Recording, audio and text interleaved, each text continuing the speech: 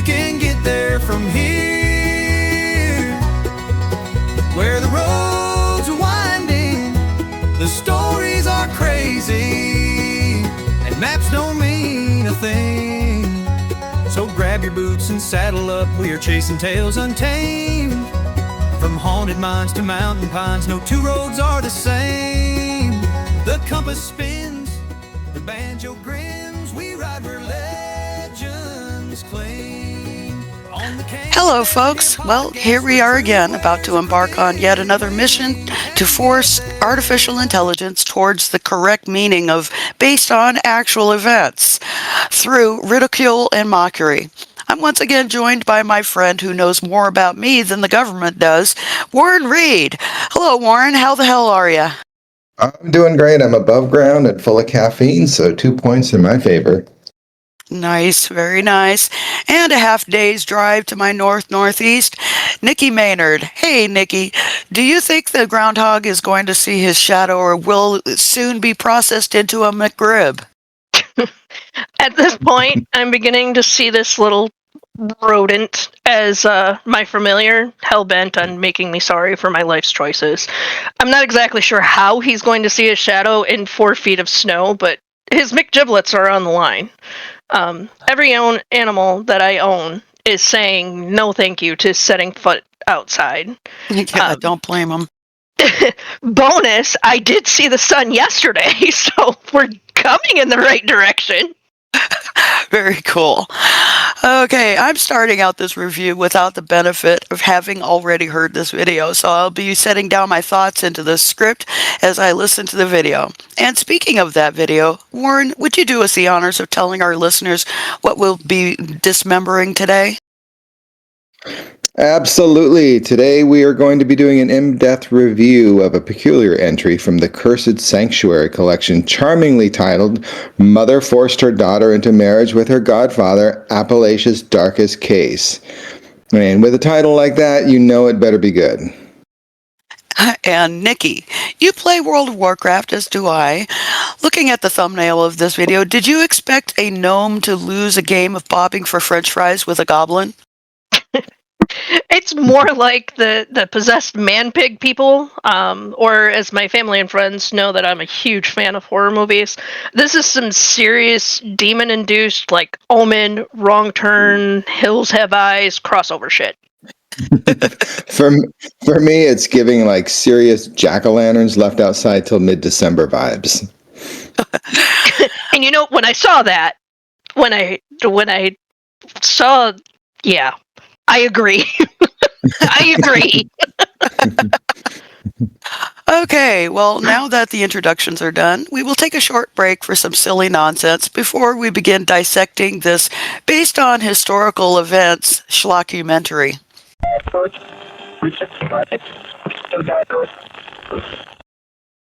Whatever shall we do, Father? The ground is swallowing random people from every 20 years.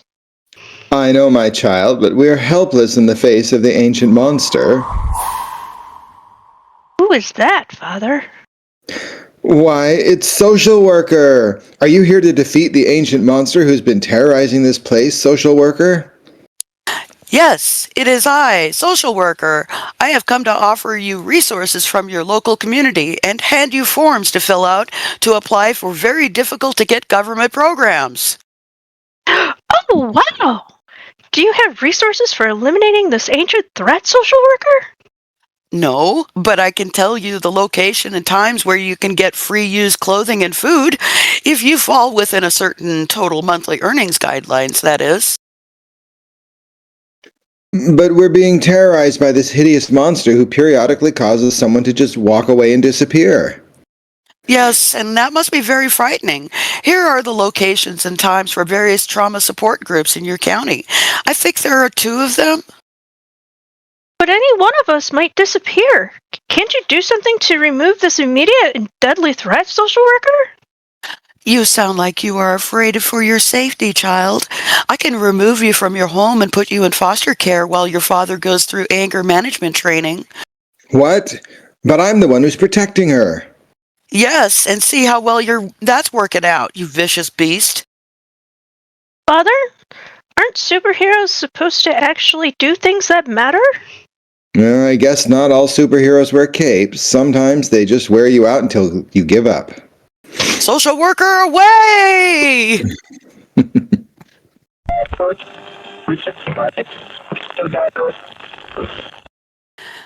Within the first few sentences of this video, I'm already offended by an extremely awkward and nonsensical metaphor that it makes me wonder if I'll have to decipher more of these attempts at being artsy through the rest of the video. Quote, deep in the coal-blackened hollers of Beckley County, West Virginia, where morning mist clings to a rusted trailer homes like guilty whispers, unquote. Guilty whispers, Warren? I know that since you began reviewing these videos with me, it's the incessant whispering that has had you peeved the most. How did this insinuation that whispers are somehow able to cling to anything, let alone be described as guilty, land with you? Yeah, my ears perked up with that one too. Always with the whispers. I'm not sure I've ever pictured whispers actually clinging to something, unless the whisperer has postnasal drip as well as a guilty conscience. I'm guessing if the whisperer is trying their damnedest to make sure that nobody else hears what they have to say, that might indicate that the person's guilty, but the actual whispers themselves feeling less than proud, I would totally call BS on that. Yep, I agree.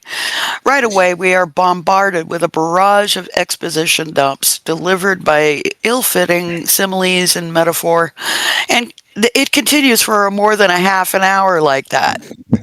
My favorite one is how, quote, the cabin squatted against the hillside like a diseased growth. So where does one even begin with that one? Like, it's insinuating that the diseased growths can often be found squatting against hillsides, much like this cabin.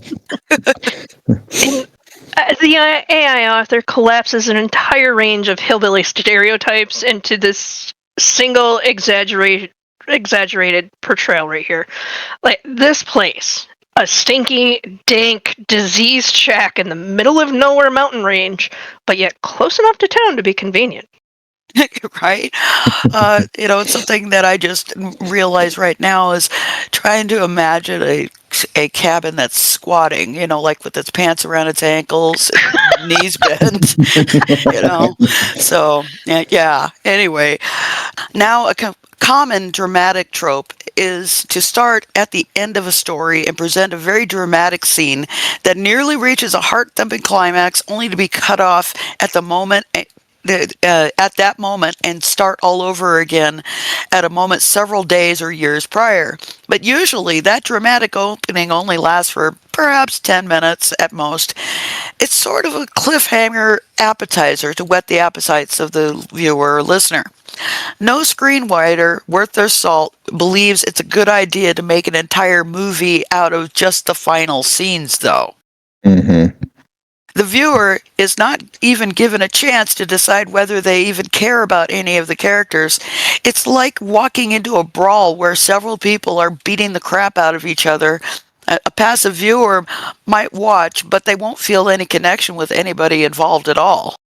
Well, it's like tuning into the final episode of Survivor or something where they're voting to determine the winner, only you haven't watched the rest of the season and you really don't give a damn why the guy with the beard really hates the redheaded dude, or how come that one girl is wearing a neck brace or a cast on her arm. Like, you just don't care. Right. Yeah, there is zero investment for being so descriptive with a whole lot of words. The author fails miserably at the why of the story. There is no why, and because of this, I have a real hard time relating to the multiple woe is me women that just exist or don't exist. At this point, I'm not even sure who's real and who's not. Right. Listening to a litany of previous cases which Elena has worked on lets me know what upcoming videos I should expect from the fine authors of Cursed Sanctuary. Also, videos which have already been uploaded. Both work, but without, again, visiting the website, I'm confident that each of these videos contain the words the most horrific, the most terrifying in each of their titles. I get the feeling the authors only speak in superlatives.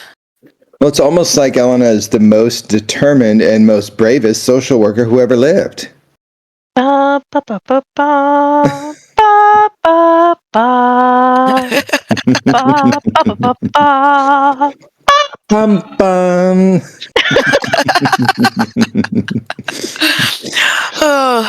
Mercy, the 16-year-old daughter who is being forced into a marriage with her godfather, goes shopping with an older man in preparation for her upcoming mandatory nuptials. The narrator explains, quote, when the clerk pressed for details, Mercy had mentioned her godfather, mentioned being chosen, mentioned things that made the clerk's Baptist sensibilities recoil enough to call the authorities. Unquote. Mercy strikes me as the kind of person who constantly name drops. Such as, while I was in Paris with Prince William, I was searching through my Louis Vuitton purse for my Chanel when I suddenly needed to pee. So really, she's covering for herself. So when someone says, wait, you were chosen, she can say, oh, did I say that? And I love how the clerk's Baptist sensibilities that prompted her to call the authorities on a potential case of human trafficking. It implies that had the clerk been a Methodist, they'd just ring up the purchase and go on with their life. Don't even get me started on what those Presbyterian sensibilities would suggest. So we, with the heroine, Elena, and I'll get back to that later, pull up to the diseased-looking cabin. Okay, I can grant you that in West Virginia that it can get cold in the late winter or fall. And it says, quote, the cold November wind blew through Elena's car, end quote. So if it's cold, then why did she have her windows open? Right. Or is it a magic wind that... Or also, when she gets out, the raggedy ass clothes that are on the line hung limp on the line. So, are we having wind or not? Even the weather can't make up its mind about this story. As Elena is getting out of her car, she takes notes of a few details about the cabin, including how the place smelled of sulfur, decay, and a smell reminiscent of an old mine shaft she and her sister used to explore when they were children. And before that train of thought can leave the station, she cut off that thought clean, unquote. Okay. Every time I see this trope, I wonder if other people are equipped with an internal TV remote that allows them to swap thoughts as if switching television channels. Because I have never once in my life been able to willfully stop a thought once my brain has embarked on it. Best I can do is to try to find a way to distract myself while my brain fights with me over control of the remote.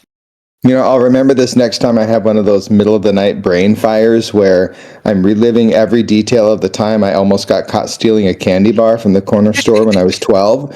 So all I need to say is cut that thought off clean and I'm home free. Yeah. As Kenny alluded to, the best I can get is distraction, and mind you, that's got its own set of issues. Literally, the analogy of going down the rabbit hole fits me well. In this context, standing outside a hovel, had it been me, and being reminded of being a kid is just as likely to have something catch my eye, say, the sagging front porch, and wonder how good of a hiding place it would be for, like, hide and seek or... hiding from an underage marriage. Right. We learned that the Lord is responsible for arranging an illegal marriage, and Mercy's mother had visions that included Elena. So everyone in Mercy's life is delusional, including Mercy herself. Mercy apparently was chosen when she was born. Chosen for what is unclear. But in recent days, the mountain had called to her by manifesting designs on her arm, and her mother is proud of this. By and large, pretty much every book I've read or movie I've seen confirms that if I'm ever told I'm chosen for something, it's best to just get the hell out of Dodge as soon as possible. Lambs to the slaughter is all I'm saying. Nothing good comes from being the chosen one in the literary world. Remember the Omen? Damien literally was chosen also, and look how that turned out. Yeah. Okay, I'm probably on a fool's errand, but I'm trying to understand the rules which govern this story. Rebecca, Elena's sister, was 13 when she was chosen by the mountain, but apparently she wasn't forced into any marriage. Mercy is 16, but along with being chosen by the mountain, she must also be married to a man several decades older than her. Mercy's great-grandmother was chosen after running away to Kentucky. She was found walking down a county road naked, speaking in tongues, and carving symbols on her legs with a rusty nail. Was the grandmother also 16? And I hate to ask this, but when did she get pregnant? And why, after 3 generations of women trying to fight this, does Mercy's mother suddenly feel proud that her daughter was chosen? I don't get it. Yeah, I'm sorry. I'm just trying to imagine a world in which running away to Kentucky is a better option. In Michigan, we have the same thing. Only when we run away to escape things like parents or a job, the law, it's to Nebraska because nothing says freedom like rolling prairie land, meth, and tornadoes. Oh, yeah, absolutely. Freedom! Elena suddenly demands to know the whereabouts of Silas Thorne. Who is Silas Thorne? Sincerely, who is he? I don't remember him being mentioned anywhere in the rest of the video. I did a quick review and I didn't find any mention of him either earlier. And the more I think about it, the more I want to print those words on a T-shirt and start a movement. Where's Silas Thorne? He shall be inconspicuous and shall be dressed in red and white striped T-shirt with a matching hat. Whoever Silas Thorne is, we are told he's down in, quote, the deep places, unquote, preparing the way. He'd been preparing since the mountain told him Mercy's time was near. Just ick. Right. Elena declares that she will be taking Mercy away that night. Elena, I should say. But Mercy refuses by saying, I can't leave. Not until it's finished. Not until the hungry ones are fed, unquote. Look at Mercy, always thinking of others. Now, Elena is incredibly incurious about this religion. Personally, I think it would be very important to document the beliefs which these folks held, because they'd help with the case Elena would need to present to a judge. However, Elena simply insists that Mercy needed to leave and was only halted in this by hearing the name of her sister coming from Mercy. After that, Elena has a seizure of some sort, which causes her to grab hold of the porch railing as she drops her thick folder of 15 years of casework on the ground. Does she not believe in filing cabinets? Why carry that around? The only reason for needing to have all of them within reach at all times would be that all of those cases are currently active, and she was working on them simultaneously. This seems very inefficient to me.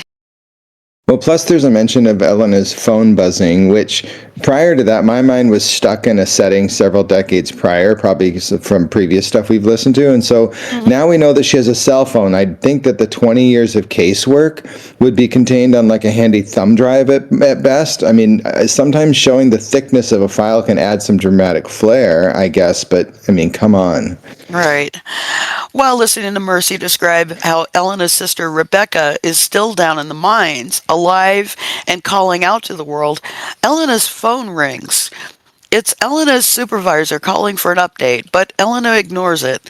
While listening to Mercy channel the voice and thoughts from Rebecca, the phone received so many text messages and notifications, it bounced across the porch's floorboards. Bounced? Was it a phone or a personal massager set to jackhammer? Right? I mean, the last thing I want is a cell phone that randomly starts flopping across my desk like a fish out of water.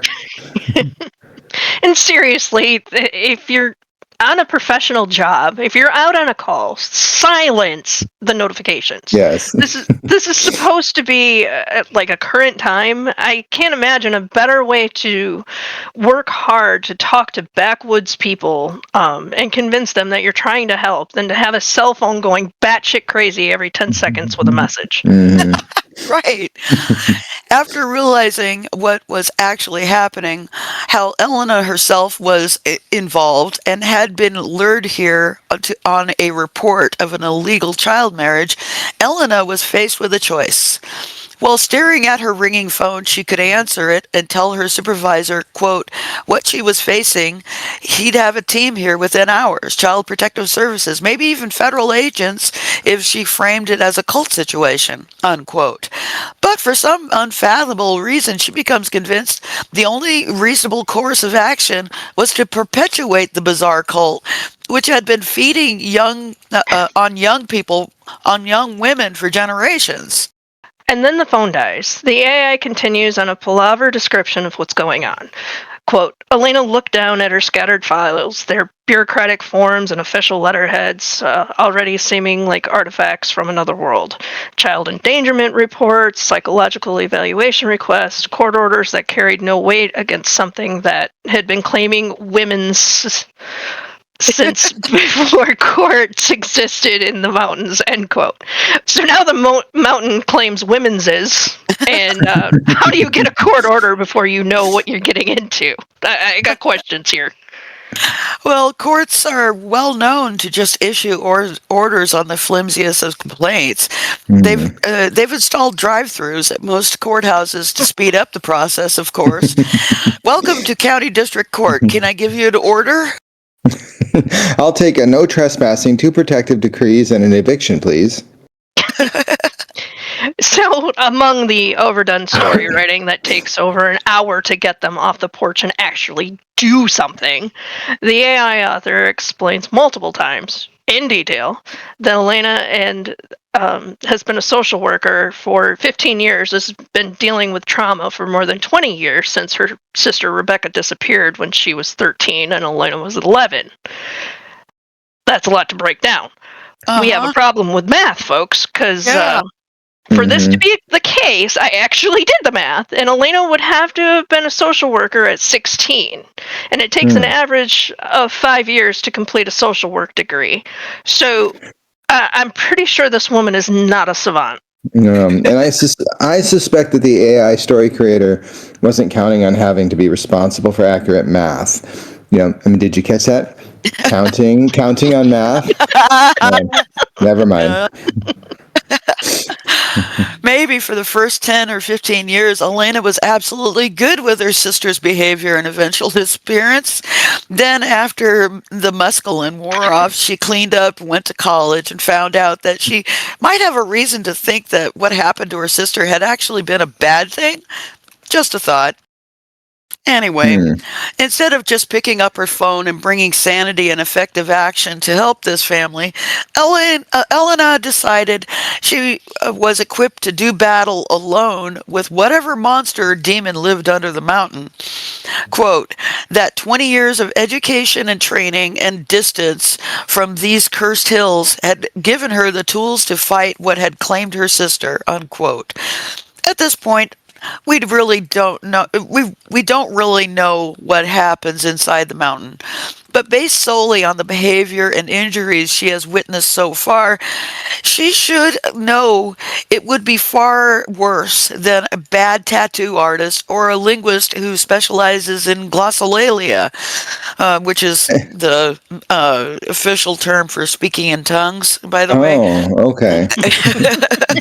Well, and I'm thinking, what are these tools that she's amassed to fight said monster? The first thing I imagine that she learned about in school is to be a mandated reporter, which she clearly has failed already. Precisely. Yes. Okay, this next part made me unreasonably angry. Not at the obvious abuse and exploitation, but how Elena can't seem to keep shit straight. She convinced herself to abandon protocol and training and instead to march into the madness voluntarily. She says she wants to go into the mine, and Mercy's mother, Ruth, tells her she isn't ready, that she'd need to prepare herself. Elena asks what that entails and asks, quote, "What exactly are you asking me to do?" unquote. No one has asked her to do anything. Even so, Mercy says Elena already knows what she must do. It's like listening to a conversation between the Red Queen and Alice. Or a therapy session that never seems to end. Someone's definitely being gaslit here. I just can't seem to figure out who the manipulator is. Is it Mercy talking as Rebecca? Is it Ruth? Is it Elena asking what they want her to do when no one asked her? Round and round it goes, and where it stops, no one knows. No. Finally, we are given an explanation for this 20 years curse, and it's stupid. The narrator explains in 1847, Mary Catherine Caldwell, barely 16 years old, the mine foreman found her wedding dress laid as neat as you please on her bed the morning after she disappeared. Never did find her body, but the cave-ins stopped. The black damp that had been killing miners cleared up overnight. That's when they knew. Well, Unquote. that's when they knew. That's when they knew, huh? And they never thought it could be a coincidence? A one-time deal, as this was the first time, and they just automatically, oh, that's it! Yeah, she could have run away. I don't know. Eloped with someone. There's a million other explanations than that. Yeah, there's a whole plethora of things that could have happened, but no, this is it. Yep, and even Elena reacts kind of reasonably at this point. She says, "Knew what?" unquote. That some and then Mercy supplies an answer that it explains everything. Quote, that some hungers can't be starved, unquote. Okay, yeah, makes sense. Elena decided to head into the mines, taking Mercy's place because that's generally how these things work. When someone is chosen at birth for a specific task by an ancient malevolent being that lives under a mountain, that entity is indifferent to who actually does the deed. Not only that, but whatever religion or curse that demands a regular sacrifice can be stopped by continuing to submit to that monster's demands, right? This is the Superman complex again. Mm-hmm. I think maybe Elena missed that particular staff in-service training. I think she maybe called in sick that day. When Elena announces her decision to take Mercy's place, Ruth tells her, "You can't go down unprepared. The deep places don't suffer fools, and they've got no patience for city folk who think their college learning makes them immune to older truths," unquote. So there goes any idea that Elena's college training or experience as a social worker would be effective. Yeah, I'm not sure Elena believes her college experiences make her immune to anything, unless that is she still carries around that bookmark listing, the top 10 things college makes you immune to, starting with older truths. Correct. Mercy tells Elena, "There's someone you need to meet first," Mercy said. "Someone who's been waiting a long time to help Rebecca's sister understand what she's walking into," unquote. And from the tree line emerges an old man using a walking stick, and I thought this was Silas Thorne, who Elena demanded to meet earlier. But no, we are introduced to a new character named Ezra. He is the coolest guy in the story, this Ezra, and he's basically just an old man that points over yonder and says, "Hey, over there." That's what he does. I was thrown off when he was talking about the signs and said, quote, "Water turning sour in the wells and the humming Christ, the humming," except the closed captioning with its absence of punctuation reads instead, "Water turning sour in the wells and the humming Christ." And suddenly I had hope that with a humming Christ in the story, we were really about to go somewhere. The humming Christ. Sounds like a gay Christian porno. And where can a person find that? I'm Asking for a friend, of course. And Elena begins channeling me at this point and demands answers from Ezra. Tell me what's really down there, Elena said, directing the question to Ezra. No metaphors, no mountain folklore.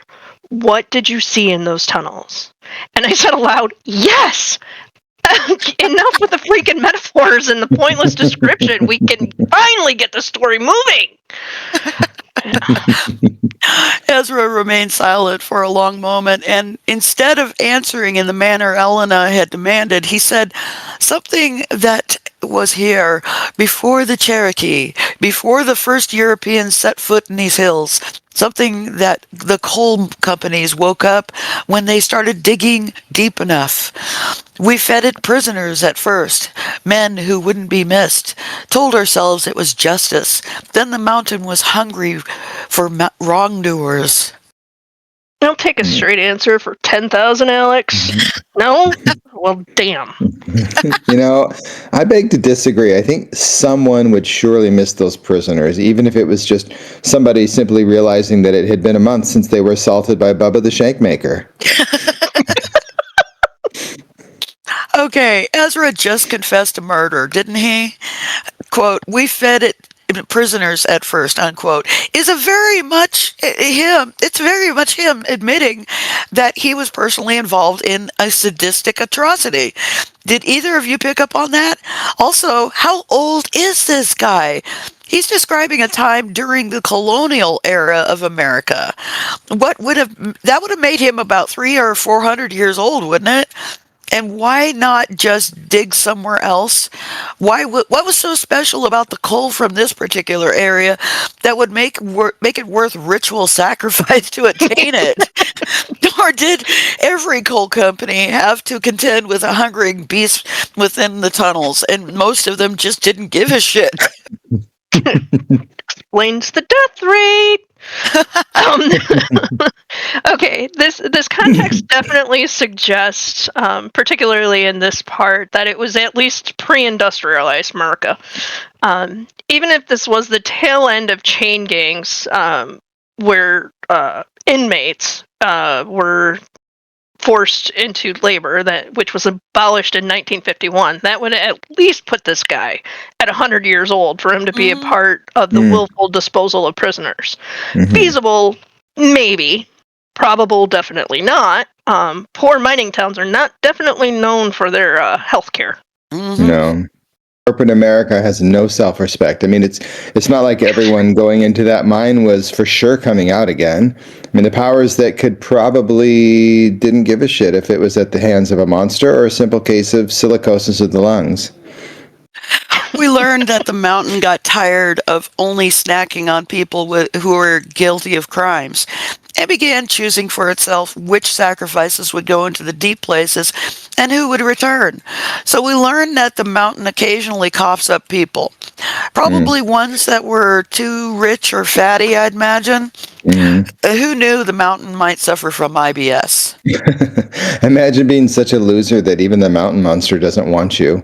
The shame of it all. This system of placating a mountain monster finally gets a name. The Caldwell Covenant. This was an agreement, apparently, with the Caldwell family that every 20 years the family would present a willing sacrifice to satiate the hunger of the mountain monster. But then, why would Elena Vasquez, her sister, Rebecca Vasquez, be involved in this covenant? According to the rules presented by this story so far, those willing sacrifices would keep the mountain from choosing people at random. Or were Elena and Rebecca among those who'd been randomly chosen? This is an even more incomprehensible or nonsensical religion than most religions, and that's saying a lot. It's about this time in this story that I began hoping for an insane twist that'll make it all worth it. It's also about this time in the story that my hopes for anything making sense begins to wane. Just you wait. there's a twist. A completely stereotypical twist. Guesses? Eh? Yeah? Mm. They're cousins! Oh, the horror! They're cousins! Oh. Nothing more on that gaping hole of inconsistency that opens more questions, but yeah, they're cousins! I just can't help jumping ahead as we beat this dead horse. Back to the storyline. The rules for going into the mine sounded more like incantations than safety measures, quote unquote, Elena thought. And I'm trying to imagine what that would sound like. Take 2 tablets every 6 hours, not exceeding 8 tablets in a 24-hour period. Could be an incantation, I suppose, if you say it while standing in a pentagram with candles on each point of a star, I mean. I'm having flashbacks of coordinating my mother's massive pills dispenser for her. I'm thinking if a pentagram with some burning candles would have stopped her from missing her iron tablet, I would have been all over it. Yeah. Yes, see? No, just putting pills in for next Tuesday. Now, the instructions for navigating the tunnels are very amusing to me. Don't burn the lantern too bright or you'll see things that will freeze your blood. Don't burn it too dim or you won't see the drop-offs that'll kill you just as dead. Elena is handed a bag of iron nails and told to drop one every 50 feet or so and listen for it, how it sounds when it hits the tunnel floor. Mercy insisted on going with Elena because, quote, if you go down there alone, you'll never find your way to where Rebecca waits, unquote, Mercy explains. The tunnel down there, they don't follow any earthly geometry. They change based on what the mountain wants you to find. Ezra handed Elena a coil of rope, which had been blessed by 3 different preachers and a Cherokee medicine woman. Elena asks if the rope will keep her anchored to the surface, but is told that it, quote, will keep you anchored to yourself, unquote. The final rule, the most important one, when Elena had found Rebecca, she shouldn't trust everything Rebecca said to her. Quote, in 20 years in the deep places changes a person. Ezra told Elena, sometimes they remember their old loyalties, sometimes they don't. Another rule isn't mentioned until Elena is already in the mine, where the tunnel split 3 ways. Never look directly in the deep shaft when you hear singing, unquote. I could say something about that very last line, but I'll refrain. The reason these rules amused me was drop a nail every 50 feet or so. I mean, we discover later that she doesn't seem to use the lantern to watch where she's walking. And I think very large holes could appear between where she's dropping those nails. If it were me, I'd be dropping those damn things every second step at minimum. Also, I can only conclude that Mercy, in spite of insisting on accompanying Elena, abandoned her as soon as Elena began walking in towards the mine entrance. And I wasn't super clear about the nail dropping rule either. So if some drops have no bottom, wasn't that something that could have been seen with the lantern? Like, don't step in the hole. And why would you only test it every 50 feet or so? Like, what if a bottomless hole shows up at 46 feet? Mm-hmm. Yeah, this is what got me. Okay, not the only thing, obviously, but one of them. It's some serious big step, or there's some kind of unwritten rule that the bottomless wells into the abyss can only appear every 50 feet. Thanks for testing. Of course, Elena hears singing from one of the tunnels, and then she hears her sister's voice. Elena? Elena, is that you? Unquote. Elena recognizes her sister's voice and gets excited. The temperature in the tunnel continued to drop until her voice came out in clouds and ice began to form on the walls of the tunnel. Okay. Frost. Frost in a mountain. And this is a warning because this is science. Firstly, the mountain caves, particularly in the contiguous U.S., average about 50 to 55 degrees. You're underground. Ice caves are a different story. I'm not talking about ice caves. Second, frost indicates that it's 32 degrees. I get the possession. I get it. But this negates the whole hypothermia thing from here on out. From the frost to the ice forming on the walls to falling in the lake to hauling herself out but still soaked. She would have been rendered incapacitated from the cold, if not dead, long before the ending of this story. Spoilers, we're getting ahead of ourselves, but yes, the mind defies every known physical law regarding rock and ice. Rock absorbs and releases heat very slowly. To have a cave that deep underground be lower than 40 degrees would take an ice age that spans several millennia. The only reason ice caves are different is because they are formed at the base of glaciers out of actual ice. Believe it or not, I used to play in ice caves that were a popular tourist attraction in the Cascade Mountains. Parents in the 70s and 80s blithely signed permission slips for us kids to visit these caves every spring in Snohomish County. And so we'd tromp around under the ice shelves as well as on top of them, which was just as dangerous. And only within the last couple of decades did school districts finally understand that those glaciers that were actively melting were insanely dangerous and could have crushed an entire fourth grade class in a matter of seconds. Remember this, Warren? I remember it well as both a student and as a teacher. I shudder to think of how close any of us was to unspeakable tragedy and a subsequent massive lawsuit. So, as Nikki already told us, Elena falls through a hole in the tunnel floor and splashes into an underground lake.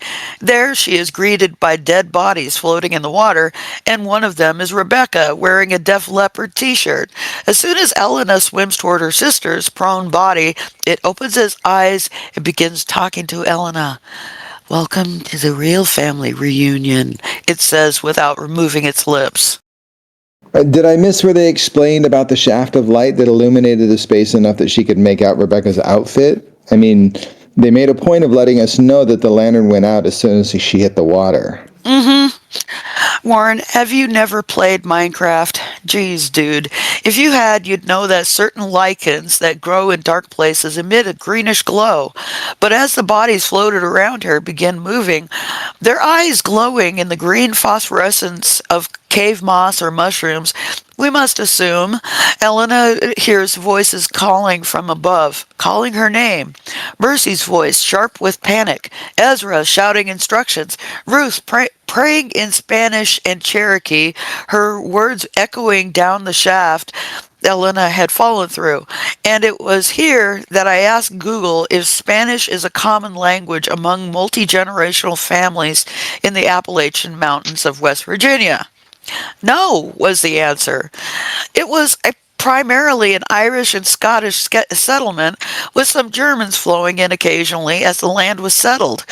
In the early parts of the 1900s, some Hispanic coal workers arrived, but Spanish never took hold as a common language.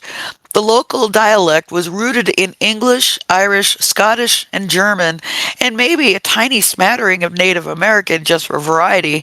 So why Ruth was praying in Spanish is a complete mystery. Muy confusa.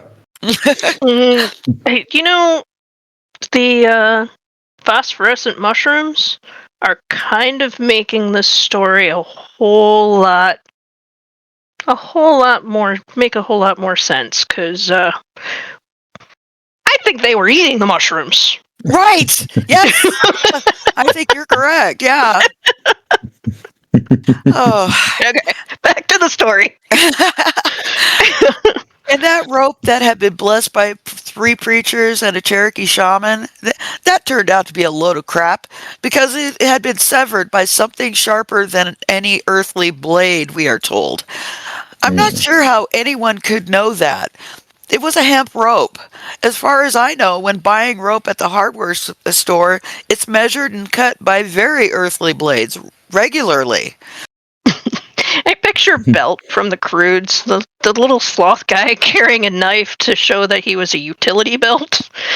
He had an adorably wicked snarl, but that's what I picture. Oh, the Rebecca thing, as the narrator describes her, mocks Elena. Did you really think a bit of blessed rope could pull you out of the deep places? So I bet Elena spent a few moments feeling pretty stupid for having fallen for that old chestnut.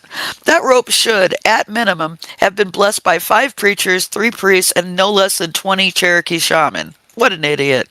It's like she's not even trying. Elena feels something move against her legs in the water.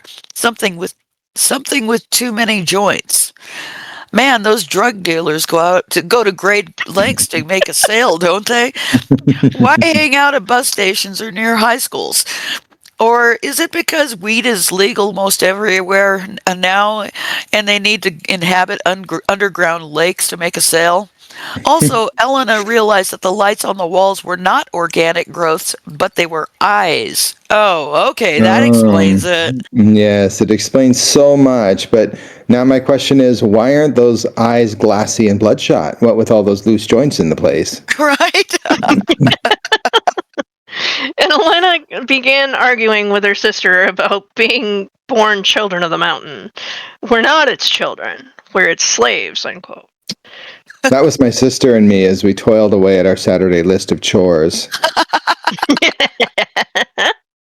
And for whatever reason or non-reason, the phosphorescent eyes dimmed slightly. The narrator says, "Look at you," Ellen continued, treading in the organic soup as understanding blazed through her mind like wildfire. Look at us. Look at all of us. Do you think this is what children deserve? To be dissolved and reformed? To lose everything we were and become extensions of someone else's will? Unquote. This is a sales pitch I've heard from many different religions, isn't it? Mm-hmm. At least it sounds very similar to all the ones I've ever been presented. Well, and they're kind of accusatory, too, as if it's Elena's fault that they're in there in the first place. Yep.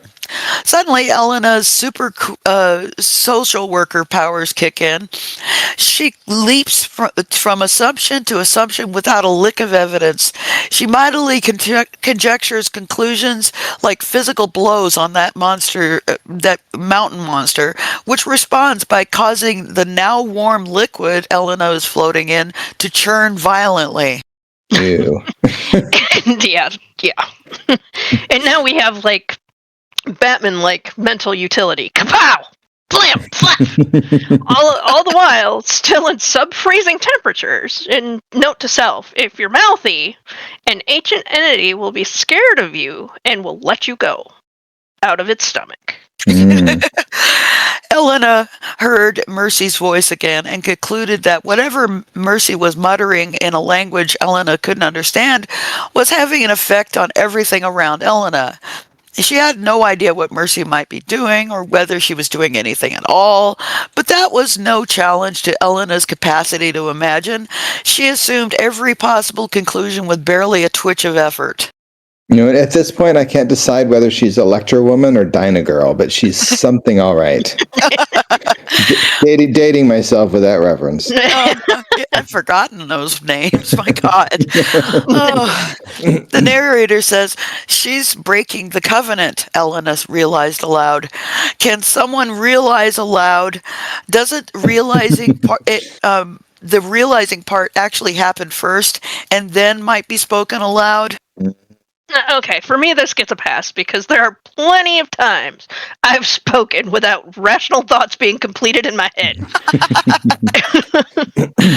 That's what this is. That's what this was really about. Elena's thoughts explain to us why I was called back now after all of these years. The mountain needs a new primary host, and Mercy was supposed to be groomed and prepared through the marriage ritual, but she's figured out what she actually is. And with that thought, the water went from warm and putrid to clean and pure.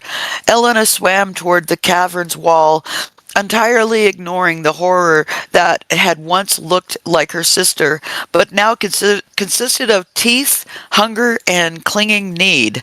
And if that doesn't give the listener enough of a visual, welcome to the club.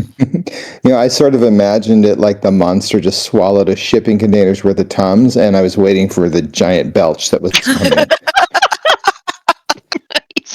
Elena climbed out of the water, which caused her soaked clothing to steam in the frigid air. And yes, Nikki, she would have been dead within minutes. No matter how warm her wet clothes might have been in the water, they'd be stiff with ice by the time she began walking out of that place. So the place was a spa. Got it. She started to walk up the path, and fortunately for this narrative, it was the correct path and not one that could lead her to even worse horrors, because she saw ahead a yellow light from a flame and walked towards it. Elena recognized Mercy's voice, but could not understand the language she was speaking. But somehow her super social worker powers let her know that Mercy was casting a spell. More specifically, Mercy was casting out the demon that had held the Caldwell women enthralled for over a century. And yet again, not only does the author make sweeping assumptions that the reader can fill in the gaps of the story, but this realization. She decides she's a part of a breeding farm, but it keeps the bodies. But it also has to spit some of them out, or how they be possessed and bring back others. But not just others, the family line. And this is getting to be even too much for my fantasy-driven mind, even to keep going. I think it's another example of the AI narrator just getting tired and expecting the listener to just suck it up and accept the unacceptable. Yeah. Elena further conjectured that she hadn't been called back to be another victim, but instead she'd been called back to witness the end of the curse. I'm beginning to wonder if any of those cases she'd been carrying around and working on for 15 years held any facts whatsoever. Quite possibly it was why she just carried them rather than submitting any of them for legal action, I think. Yeah, it's like she's collecting a batch of what ifs and just waiting for that one piece of evidence to tie it all together. Yeah, Elena entered the chamber where Mercy was doing her conjuring or whatever while sitting in a circle of sage and salt. Mercy reacted like she was surprised to see Elena, or even disappointed. "I felt you fall," Mercy told her. "You brought me back," Elena told her. Elena stepped carefully around the salt circle, her social worker instincts cataloging the scene. Okay, what exactly would social worker instincts tell her about a 16-year-old girl sitting in a sage and salt circle, babbling in an unknown language? Do people who work towards a social worker degree regularly run into these situations? I'd like to sit in on that class if I could. I love the specificity of the, quote, social worker instincts that kick in, as if had she been like a nurse or an electrician or something, she'd have just ignored all the objects and just walked all over them. The social work thing, you wouldn't understand. Oh, okay. Okay, all right. Mercy had quite a collection of those objects around her, too. Photographs of the Caldwell women going back decades, a leather journal bound in what looked like human hair, and several carved stones that hummed with energy that made Elena's teeth ache. I wonder if these stones are from the humming Christ mentioned earlier? Oh, so does the New Testament mention humming stones as a sign of the second coming?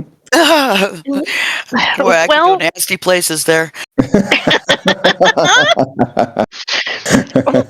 It is West Virginia, and she is from here, so her teeth could ache for a whole different reason. I'm just saying, if you're going to perpetuate a stereotype, just go all in. I just realized that those humming stones might have been kidney stones. Anyway.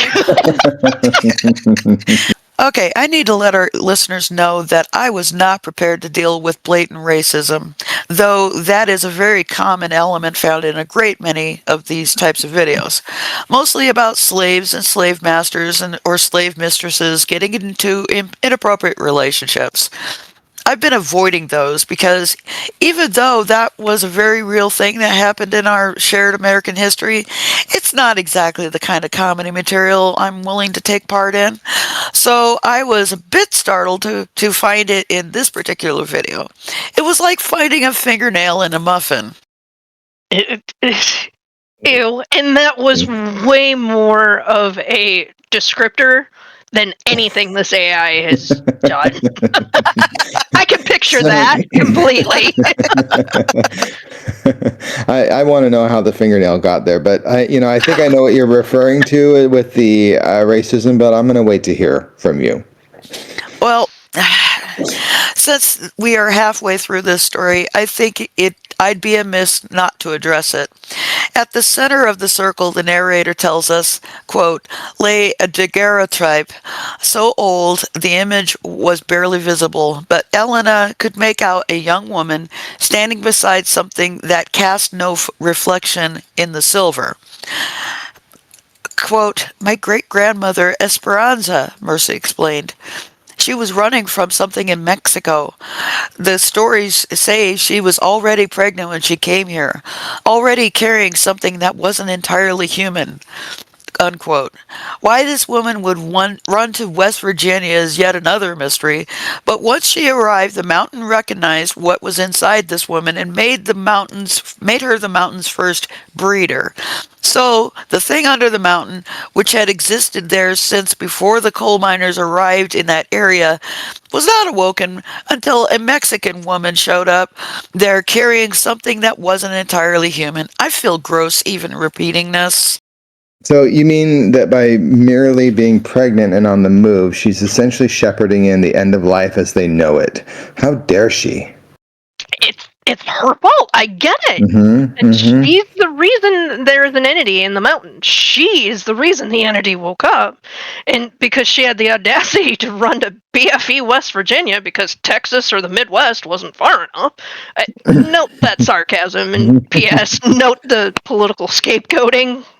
But it gets worse when the story tells us that the women who'd been keeping the covenant were responsible for the covenant's existence. Sure, blame the victims. Stupid women. It'd only be more offensive if they said it was essentially a demonic multi-marketing scheme. DMLM. Amway, doTERRA, Mary Kay, step aside, please. Right.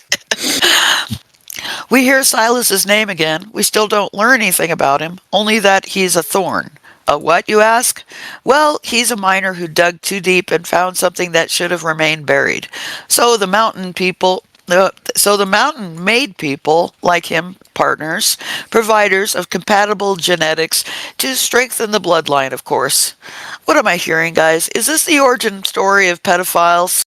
I'm starting to think that this whole story is an allegory about the evils of coal mining and the stereotypes of backwoods dysfunctional existence. Like, a better title might be Black Lung, Black Heart. And actually, let's just go all the way and just call the mine the Epstein Caverns. Yeah, no kidding.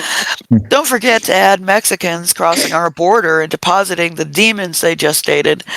Gotta throw a bone to those anti-immigrant racists in the crowd, Well, Mercy's incantations were successful, but suddenly Silas Thorne, remember him? Only because we discussed the complete lack of him up to now, stepped into the chamber accompanied by two men Elena didn't recognize.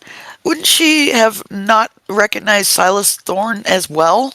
Well, and actually, has she recognized anyone up to this point? I mean, wouldn't it be understood that all these people are strangers? I mean, I'd say it would be an amazing twist if she had recognized one of them.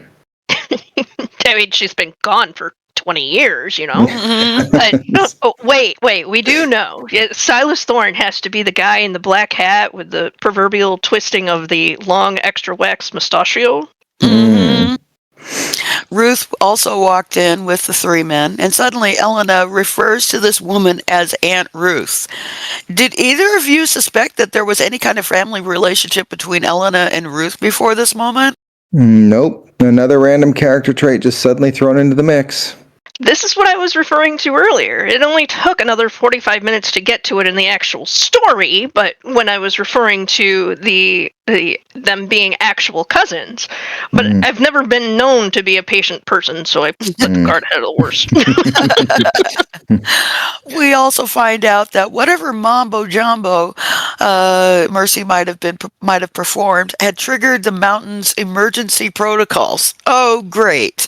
They broke one covenant only to activate another. Ruth explains, quote, her voice layered with harmonics that suggested multiple consciousness speaking in unison. The emergency protocols.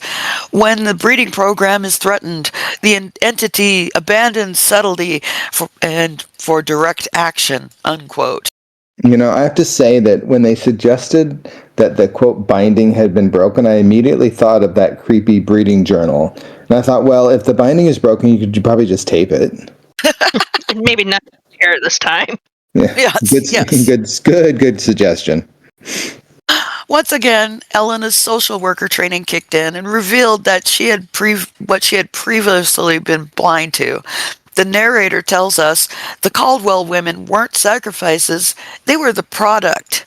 We are told that 6 generations of careful selection, enhanced psychic sensitivity, were genetic markers that make possession seamless rather than traumatic. It sounded pretty traumatic to me.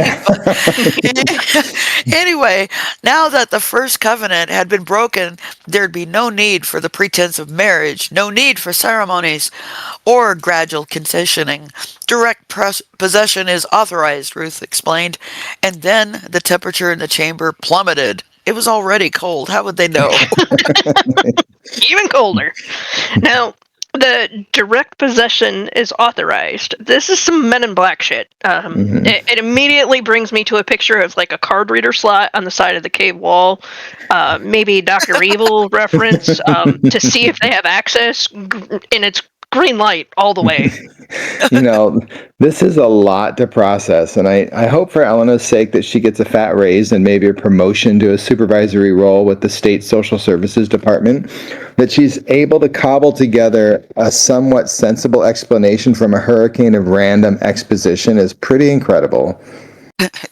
Very much so.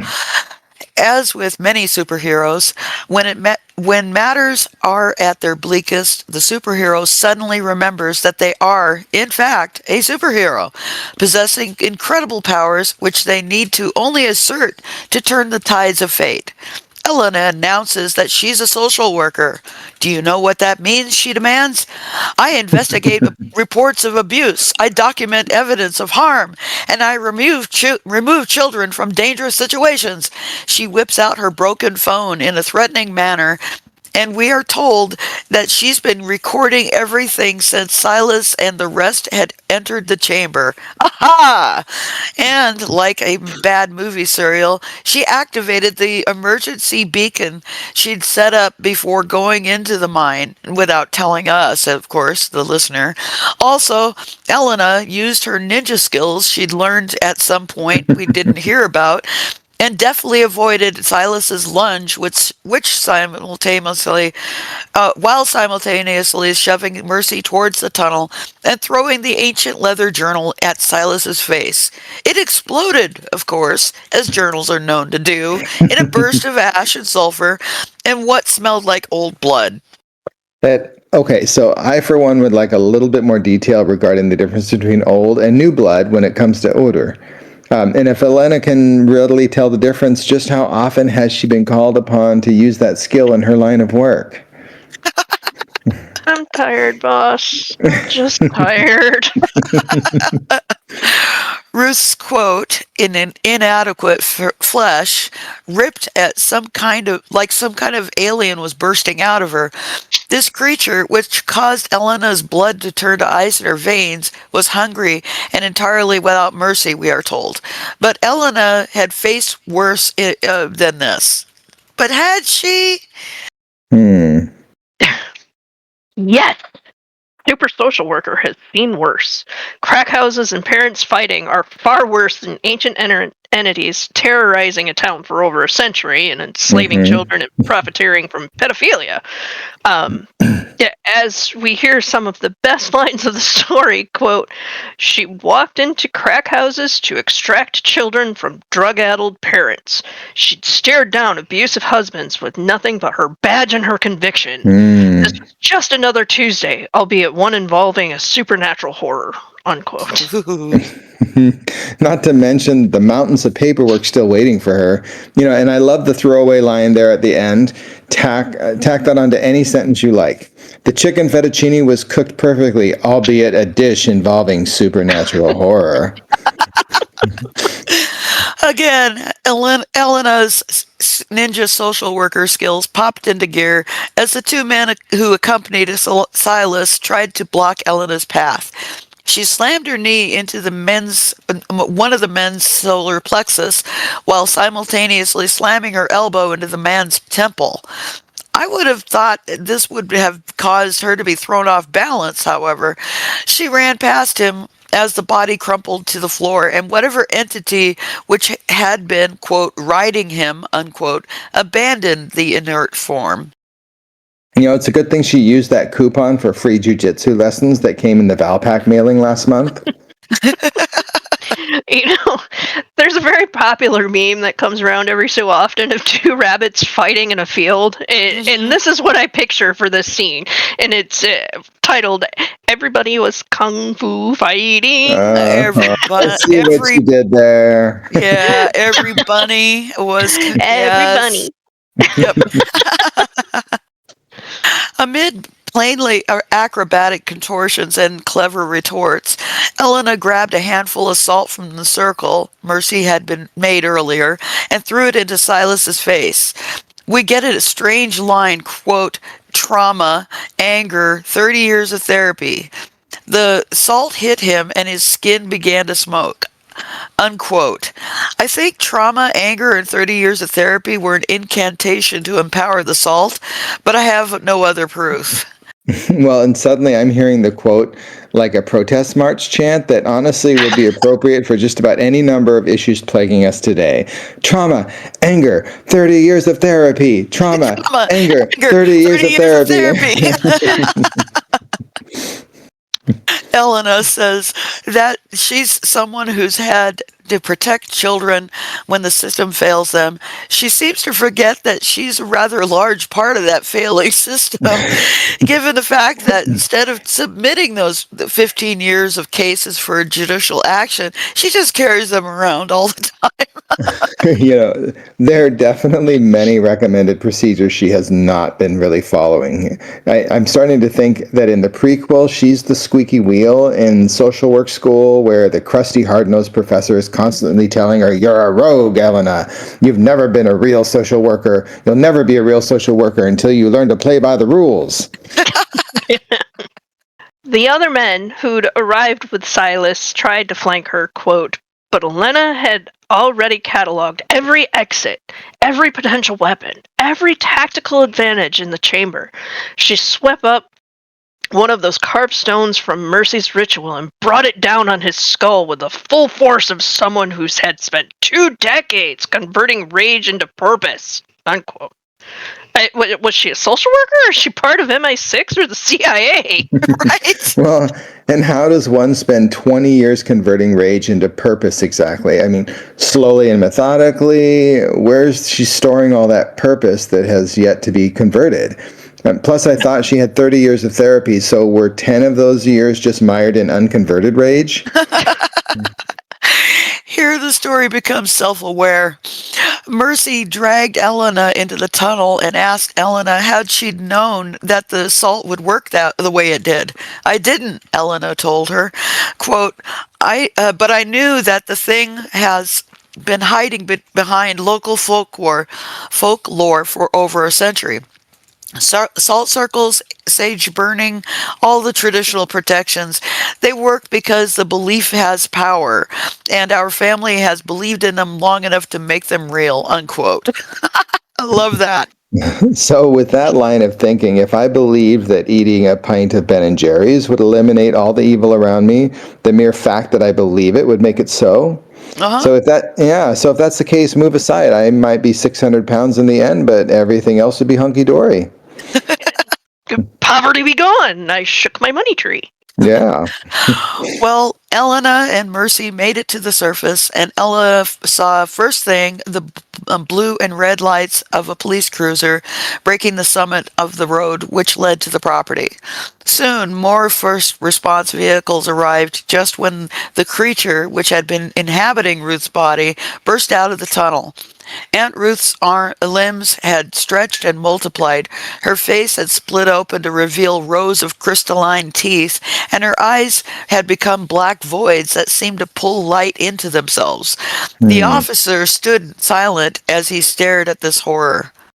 So basically, Aunt Ruth was Christy Nome.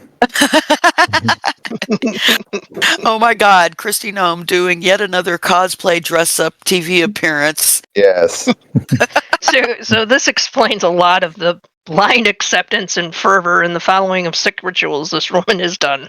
Right? Yeah.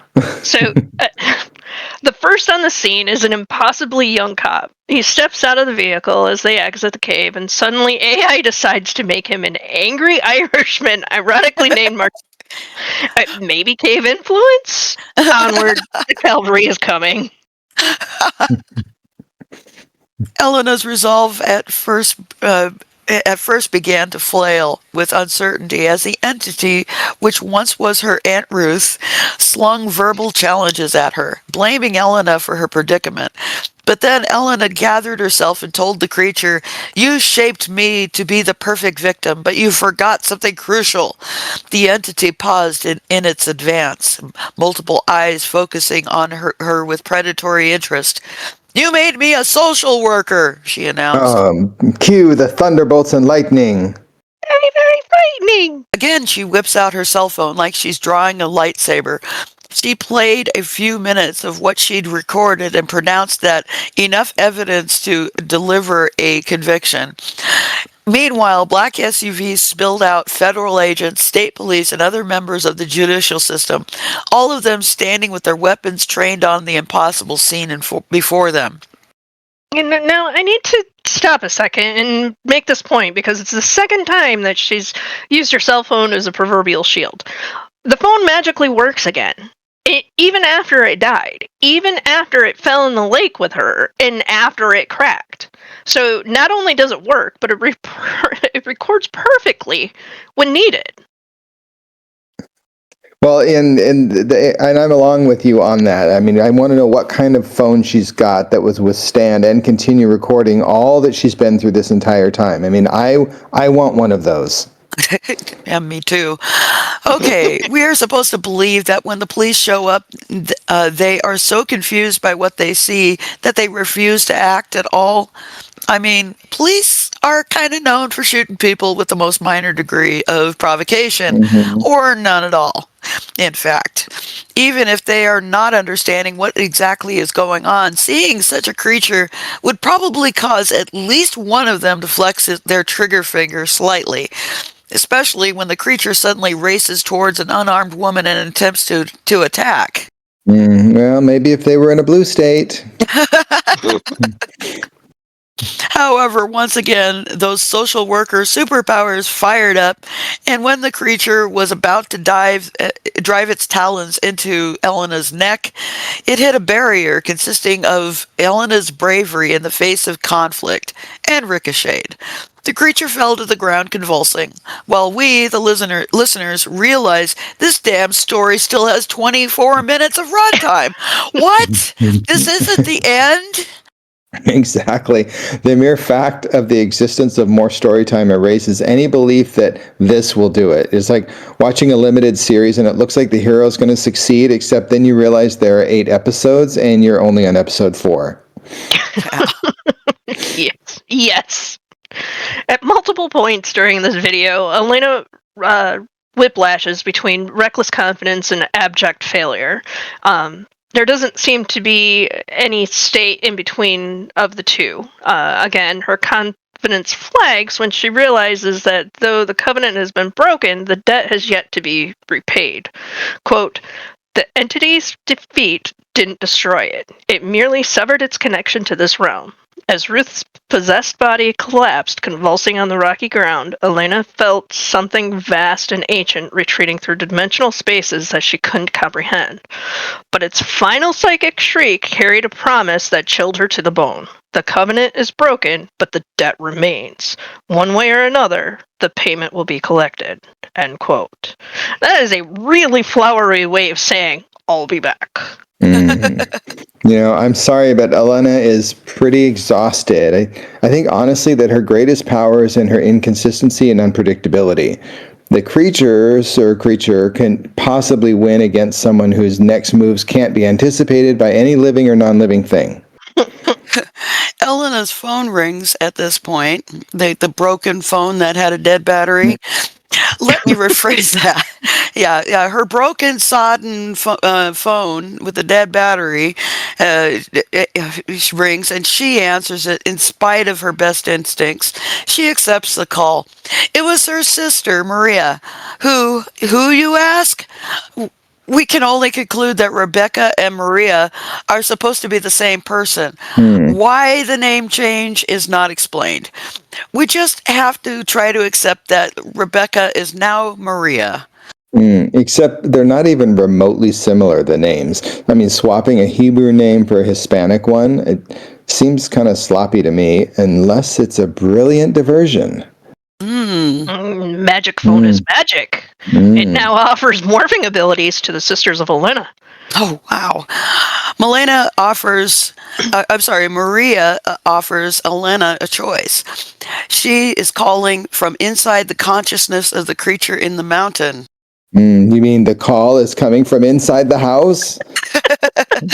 And for the low price of Elena's soul, all victims, including Maria, would be set free. And if Elena refuses, the entity of the mountain would simply start all over again somewhere else. Now, I don't know, but I don't think I trust this thing that's claiming to be your sister, but now identifies as Maria. Sounds like a trap to me. Where are Elena's social worker instincts now? And now a reasonable person who'd already seen exactly how duplicitous this monster under the mountain can be would automatically reject such an offer, one would think. But Elena has never been a reasonable person, obviously, so she considers complying. And I, for one, support her in this. If it would finally bring about the conclusion of the story, it would be a welcome ending. Yes, for everyone involved. But Mercy somehow knows what Elena is considering, even though she's not heard any of the conversation. Mercy, in spite of her name, has none for the listeners, and instead wants to drag out this narrative for as long as possible. Oh, mercy me. Mercy tries to convince Elena not to accept the deal, but Elena was nearly convinced to accept. Quote, because Elena Vasquez had finally encountered the one case where victory required giving up everything she'd fought to protect, her freedom, her future, and her one hard peace, unquote.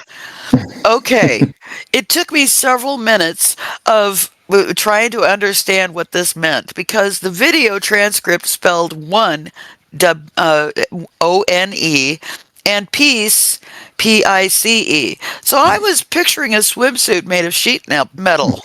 That's the second thing I was picturing. Well, Elena reduced this decision into a version of the trolley problem.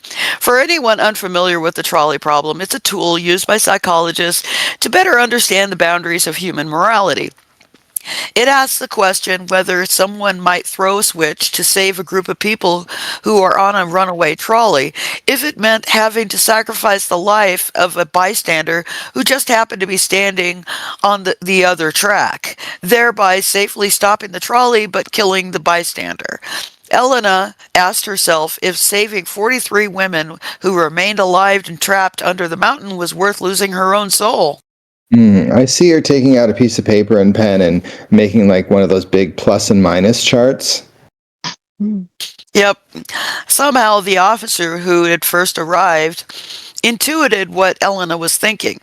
He said, Miss Vasquez, and of course he knows her name, I guess. I'm not sure how that happened, but I guess, he just happens to know who's who here. I need you to step away from whatever you are contemplating. We have protocols for supernatural incidents. Elena laughed at this, and so did I, actually. You know, Yeah. I did not see that being a part of the local police department's policies and procedures manual. Again, here's a backstory I would sure like to be privy to. The officer continued, "What you're experiencing right now is the sense that you need to sacrifice yourself for others. It's a common psychological response to supernatural manipulation. The entity is influencing you even in defeat." And I would Yeah. like to maintain that the officer now is no longer an angry Irishman, but he is a normal speaking human. Well, and I'm thinking that this officer might have been good to have on board a long time ago. Again, not to blame the victim, but if Elena had followed proper procedures right out of the gate. Mhm. But Elena isn't convinced by the bizarre words of the officer. Mercy is the one that finally concocts a convincing argument. She points out how each of the 43 women had freely chosen to submit themselves as a sacrifice. And where did Elena get off thinking that she had a right to reverse that choice? Right, because she can't accept the offer from her sister because they were adults that made the decision Mm, under duress. And who right. the hell says a 13-year-old Rebecca, remember her, as an adult, and or Mercy for that matter, and all of the others that were teens? But somehow we imagine Elena still taking out that chart and maybe adding this to the minus column. Somehow this convinces Elena. The tipping point, apparently. Yeah, which convinces me that she had not really been planning to go along with this stupid plan at all. Elena justifies Mercy's words by suddenly believing that every quote-unquote woman who had stepped into the mine had been an adult when the mountain took them. We already know for a fact that wasn't true. Her own sister was 13 at the time. Also, we found out a few minutes ago that they had been convinced under false pretenses. So what exactly had they agreed to? They were responsible for their own decisions, even if they didn't have all the facts before those decisions. Still, pushing these obvious contradictions aside worked. Way to go, social worker. So much for all those victims of domestic violence. Also, by that logic, every victim of every Ponzi scheme, predatory lending, and pharmaceutical addiction, not to mention date rape and forced prostitution, I could go on forever. Every single one bears full responsibility for being stupid enough to fall for whatever scenario they fell into. Well, that would certainly make the societal workload a whole lot lighter. Right? Well, we also find out at this point that this incident was only one of 18 places where this exact type of exploitation and sex trafficking was happening. The feds were already onto those cases at the moment. Oh, yay. The feds are involved. Yeah. Remember what Ronald Reagan once said? Quote, the scariest words in the English language are, I'm from the government and I'm here to help. Those words actually hold quite a bit of truth over 30 years later, don't they? Definitely. The remainder of this video is pretty much detailing the aftermath and is rather dull, except for one moment when the AA author accidentally renamed Officer Martinez Elena Martinez. And it was a reminder that these stories are never seen by an editor, and AI still has a long way to go before creating original content. I just can't go on anymore. Now, guys, after listening to a story with the unlikely superhero of a social worker, I need to ask each of you, if you were to write a story containing an unusual superhero who worked at a normal profession, who would that superhero be and what would be their nemesis? I would say barista, who has the ability to read every customer and make the exact coffee drink they need to get through the day. They can also whip up a narcotic foam that they can blow into the face of their enemies. Their nemesis is an underground network of anti-caffeine terrorists secretly dusting coffee plants with a caffeine extracting formula. That is brilliant. And that would be a nightmare. Anti-caffeine terrorist. Oh my god. Okay, and mine is going to be animal driven. How about a rat that takes a friendship with a weird, lonely guy and kills everyone that's mean to him? And wait, that's the premise of Ben. P.S. I love Crispin Glover.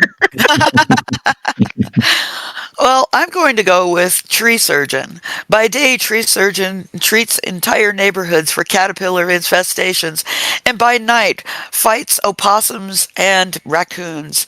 His nemesis is HOAs, who constantly call the cops on him for just doing his job, damn it.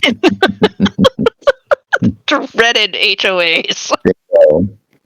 Well, that concludes this episode titled Mother Forced Daughter into Marriage with Her Godfather, Appalachia's Darkest Case, pardon me. I want to thank the folks at Curse Sanctuary for gifting the universe with this atrocity. It was incredible, literally. I'd also like to thank you, Nikki, for volunteering to come back for another of these video abominations, and you, Warren, for continuing to live in the United States, even though you have options. I want to thank our listeners and encourage all of you to like and subscribe, and ask that you leave a comment to help boost this channel in the algorithm. We'll be back in a few weeks with yet another attempt to parse out sense and reason where none exists. Until next time, have a great day.